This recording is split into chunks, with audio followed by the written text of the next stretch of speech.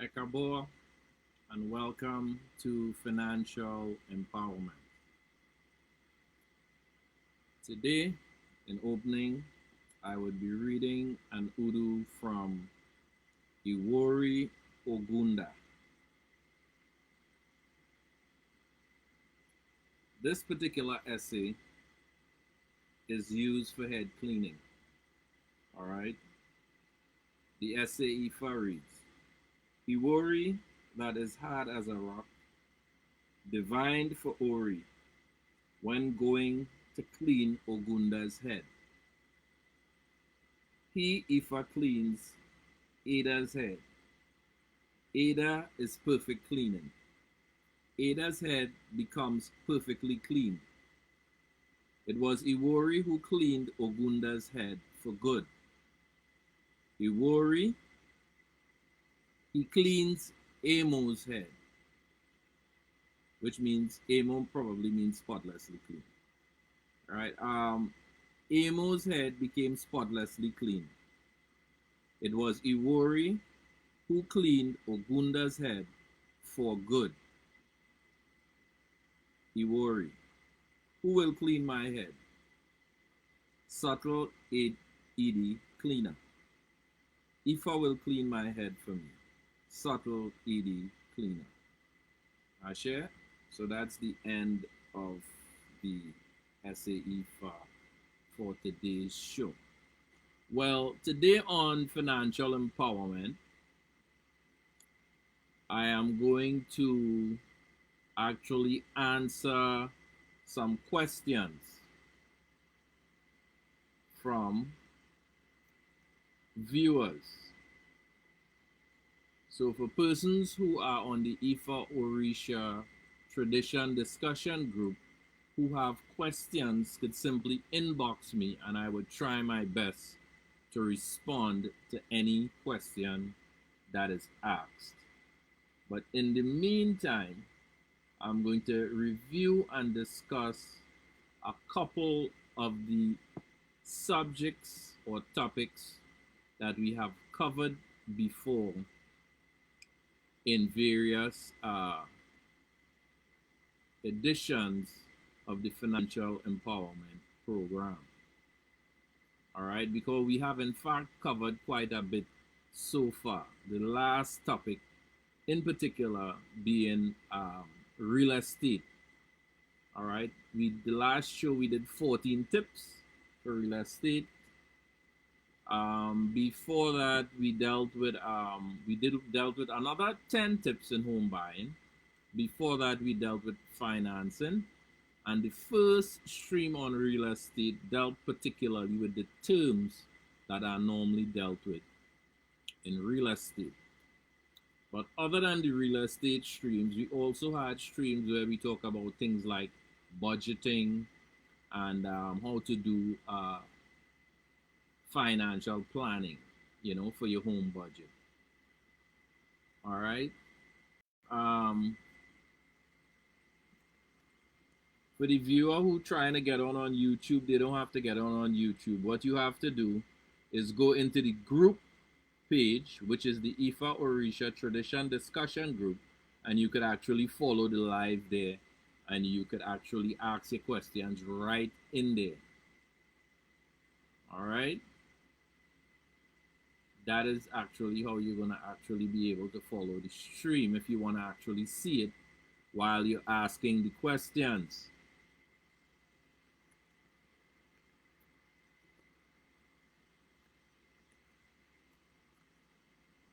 Yeah, so let me go back to what I was explaining. So yes, we already covered most of the stuff concerning real estate. We also dealt with things like budgeting, doing home plans, which I just mentioned. We covered also things like collective economics, right? We covered investing in yourself. That was also another very, very important topic about investing in one's self. We talk about investing in good books, We talk about investing in yourself in terms of doing courses and acquiring skills that you can use for recreation as a hobby, as well as for the purpose of earning some sort of an income. Because the skills that you have, no one could take them away from you, and it is something you would have to use for the rest of your life.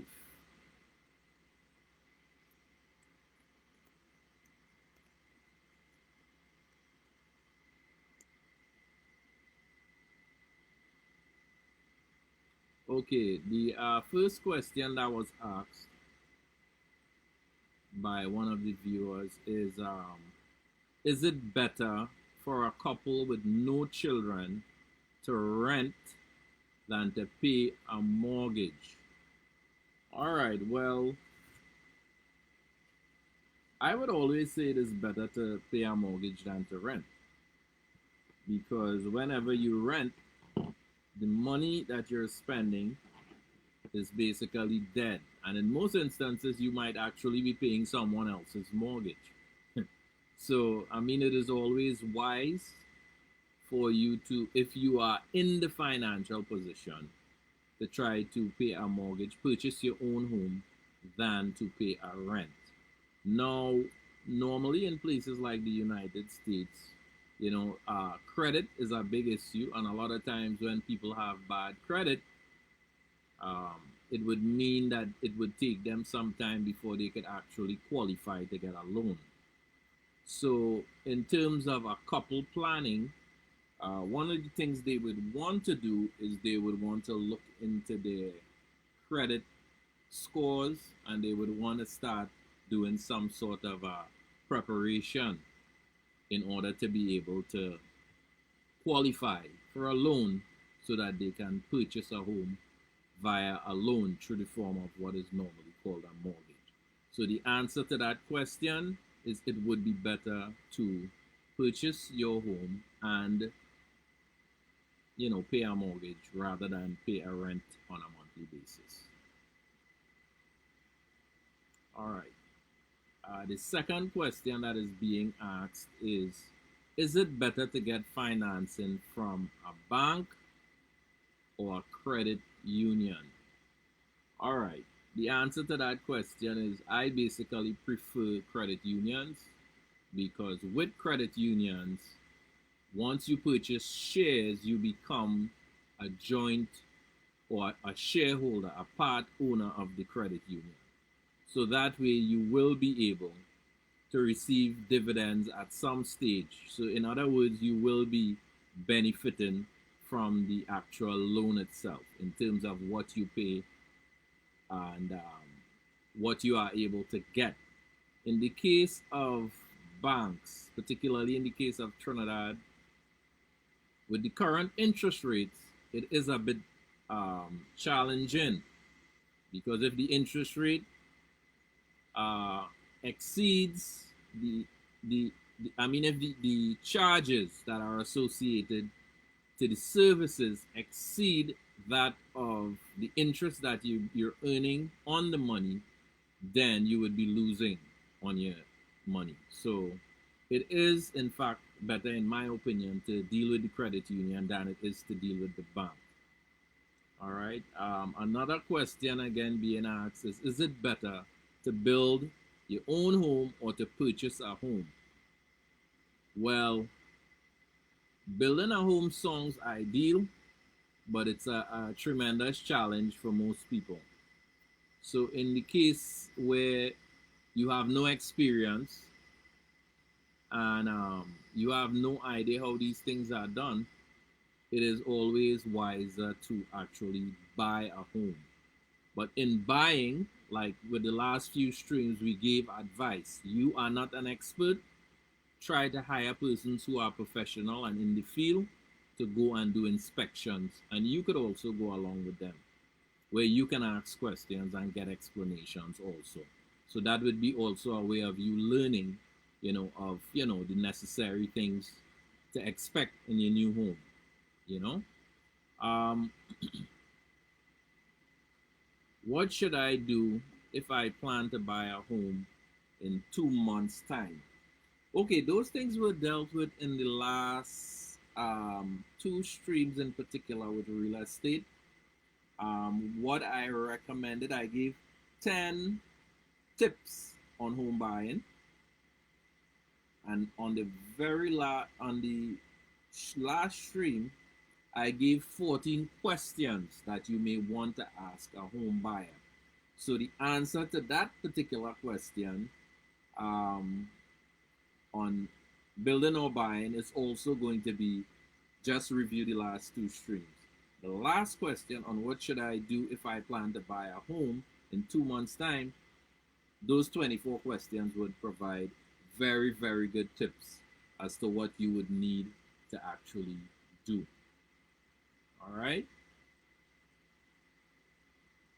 So let me move on to the next question. Um, all right. There isn't another question yet. So what I would do is I would talk about some of the previous streams. Let me talk a little bit about budgeting. Um, a budget is simply a plan. How you're going to spend your money, your income versus your expenses. That's basically all that is. However, most persons would have standard expenses each month, and some of them are more important than others. So it would be important that when you are doing a financial plan for your family, that you would list the higher priority things higher up on the list. And once you have cleared the high priority stuff out of the way, the other stuff that is not so important, what you can do is you can try to maneuver and alter those in order to be able to save. Because of everything you do with your income, one of the most important things that you would want to do is you would want to be able to save money. You're going to want to be able to save it for the rainy day, and you also would want to be able to meet all your regular expenses. All right? And a great part of the money that you save, at some stage you may also want to start investing some of that money. All right? Steps to purchasing a home now that I have saved up some money. All right. Again, the last two previous streams gave a lot of tips about buying the home, and the stream that dealt with budgeting, which I was just discussing, uh, gives you a lot of tips on how to save money. But I will talk about a few of them. But the main idea with the saving is you want to look at your plan very carefully, and the things that are low priority, you could probably adjust those. If you spend like 20-30% of your income on, let's say, entertainment, you could probably reduce that one, because entertainment should not be a very high priority. Um, some people have, well, not well, this wouldn't be entertainment, but some people have some forms of recreation. You may like playing wee or numbers. You may like smoking cigarettes. You know, in those areas you could reduce. And even some people, I mean, it's important to always look good, to dress good, to smell nice, and to be clean. But I think a lot of people sort of overspend a lot of times on trendy stuff like clothing and fashion accessories and all of that. So that might be another area that you could probably make some savings on. Another big thing about that stream that I did with savings, which you all could go back and look at, another important thing was, as long as there is an intention to do a financial plan, the entire family should become involved, so that all of the sacrifices and adjustments that has to be made, everyone would be informed. I wouldn't say everyone would be happy, because maybe everyone won't be happy if sacrifices have to be made. But at least if everyone know ahead of time that sacrifices are necessary for a long-term goal, yes, it's possible that once you inform them, they may adjust a little, more easy to the changes that they're about to experience. You know, especially if you have children and you're going to take something away from them that they may consider to be important, right?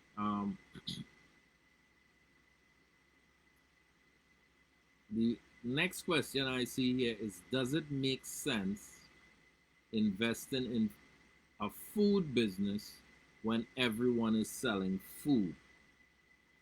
Okay, that question may seem like a very simple question, but it is actually not. And I will tell you why.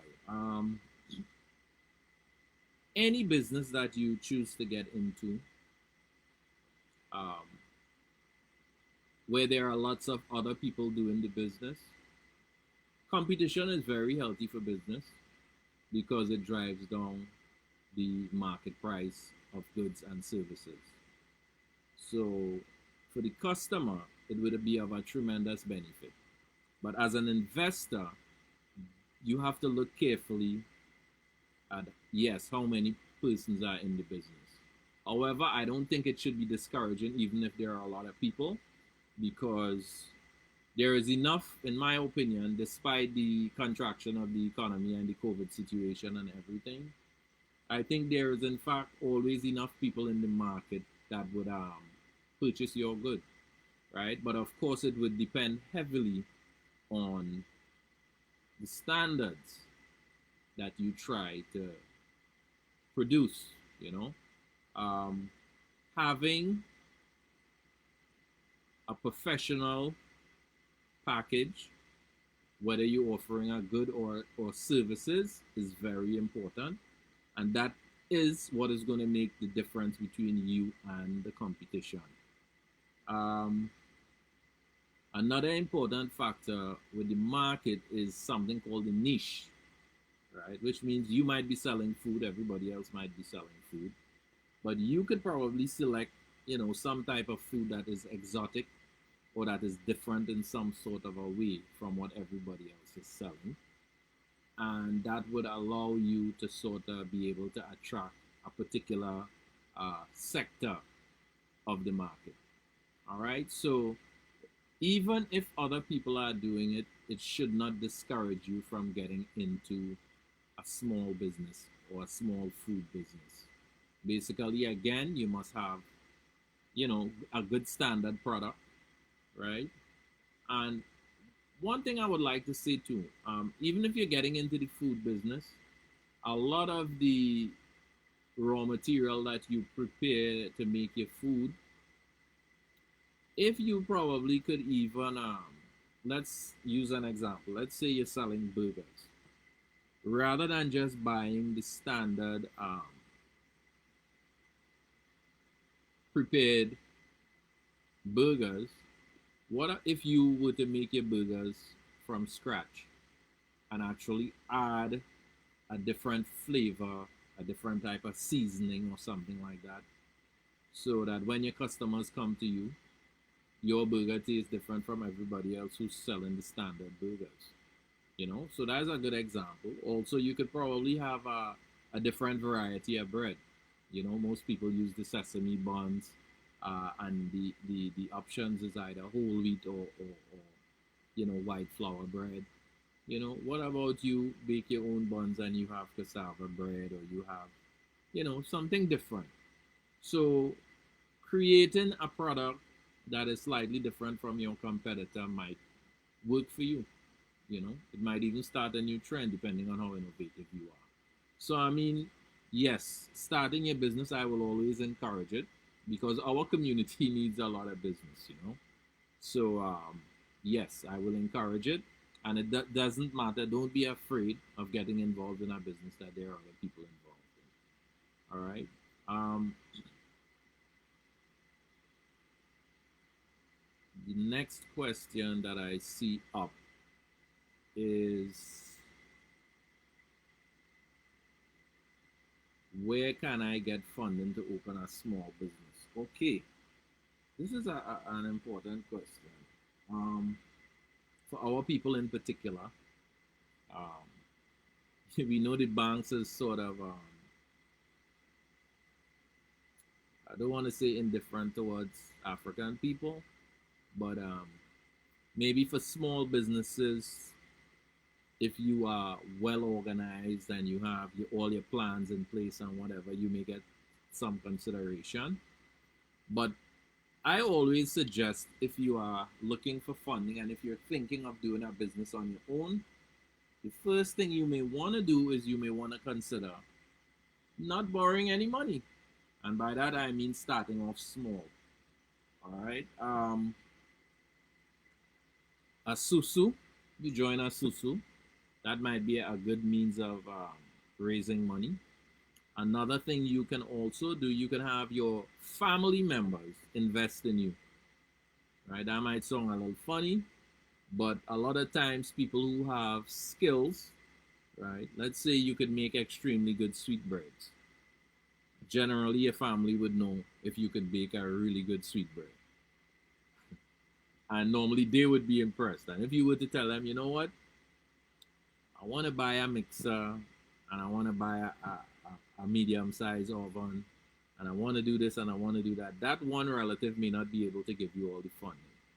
There might be one relative who could do it, but then at the same time, too, they may not be. But if they aren't, then maybe you could go to a couple of different relatives and ask them to either lend you the money or invest with you, right? And by invest with you, I mean that, they would be getting a part of the profit, right? So the simplest way could be joining a susu. Next to that could be you can borrow from family members. Um, Outside of that, um, you may belong to a religious organization and you probably make sweetbread for every time they have a bake sale, or what we just call a cake sale in Trinidad and America. They say bake sale. And people are accustomed to you and they know you do pretty good. You could probably approach a couple of members in the church, telling them what you want to do and try to garnish their support.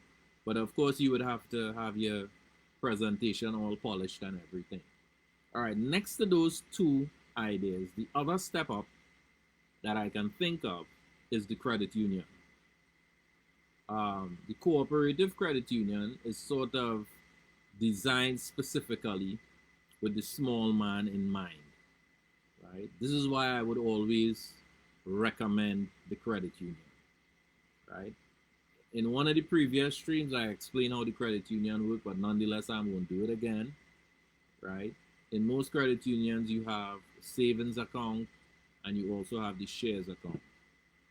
Normally, when you put money into the saving account, this is money that you can probably just use an ATM card or the credit union card, and you could go to the ATM and draw the money out. As well as, depending on where you go to do your shopping, you could actually use your credit union link card and pay for your good or service, right? Now, that is how the savings account is used. Now, let's talk a little bit about the shares account, right? When you purchase shares in a credit union, you are becoming a joint owner of that credit union. Those shares, beside they entitle you to probably loan the same amount or more, those shares also are an investment which pays a reward in the form of a dividend annually. All right, you would see the money appearing in your account in addition to the money that you have on your shares. All right, so the credit union offer those two facilities, as well as they offer low interest loans also as a facility. All right, so that is something that you could also look into. All right, so basically these are some of the areas that a person might consider. And I do not know if there's any more questions for me to answer. Let me see.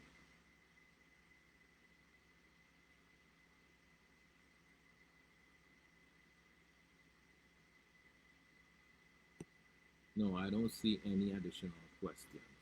So I would think that that was probably the last question. I mean, but I would address any other question that comes up. But In terms of funding, and then there is also the bank. Um, Last resort, that's my advice. If you gotta go to the bank, you go to the bank. But generally, most people who go to the bank goes to the bank for very large loans. All right. With the banks, when you go in for loan, they normally want collateral. You gotta have something to collateralize, whether it be a property, um, assets, business equipment, etc., etc. Um, you could go into the bank and use those in order to be able to secure a loan, right? Other than that, beside that, generally, if you're going for any sort of loan, there would be certain prerequisites that you would have to have. Generally, they're going to ask you about your employment and your employment history. Sometimes they may ask you for a bank statement. If you're a member of the said bank, well, of course, they would have access to your records where they can see everything. Um, Collateral, which I just mentioned. In some cases, references, referrals, that type of thing. All right. And if you're going in for a business loan, you would be required to have a business plan. All right. And I think more or less I sort of answered those questions. I don't know.